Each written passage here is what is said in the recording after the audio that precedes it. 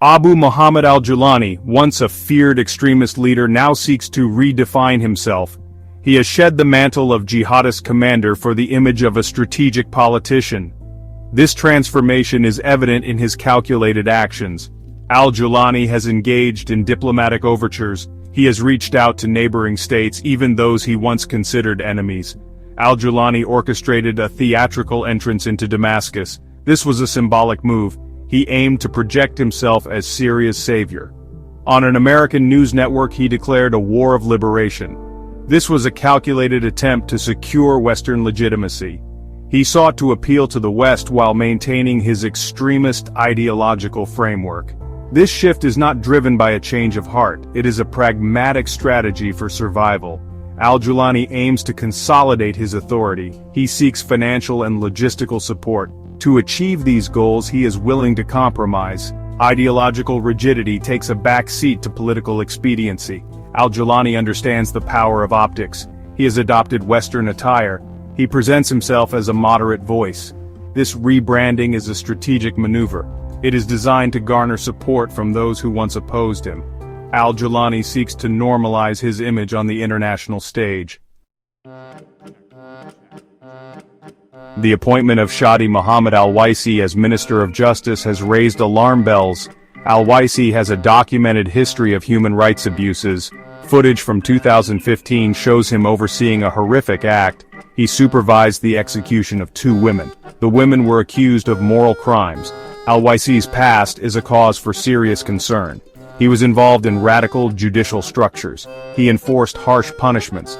His appointment casts a dark shadow over the current judicial system. It raises questions about its credibility and commitment to justice. Under Al-Julani's rule, the judicial system operates on fear. It lacks a foundation in real laws and courts. Instead, it is run by criminal sheikhs. These individuals claim to implement Sharia law.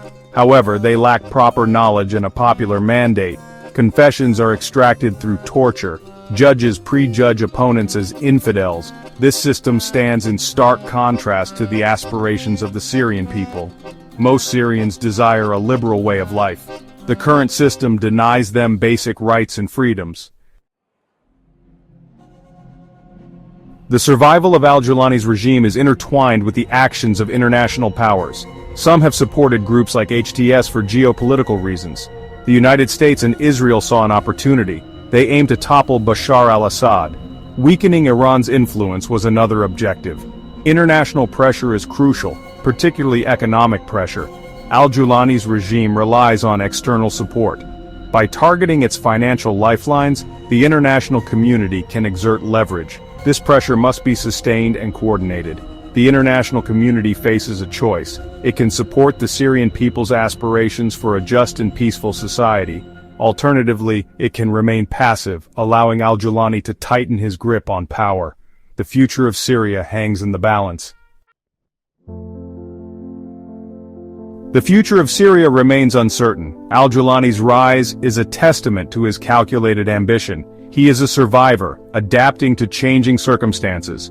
However, his transformation should not be mistaken for redemption. The appointment of Al-Waisi is a stark reminder of the regime's true nature. It prioritizes power over the rule of law. Genuine reconciliation is paramount. This requires inclusive dialogue. All segments of Syrian society must have a voice. Human rights must be respected and protected. There can be no lasting peace without justice. The international community has a responsibility to act. It must pressure Turkey to cease its support for Al-Julani. Simultaneously, it should empower Syrian secularists. These groups offer a viable alternative to both al-Assad and Al-Julani.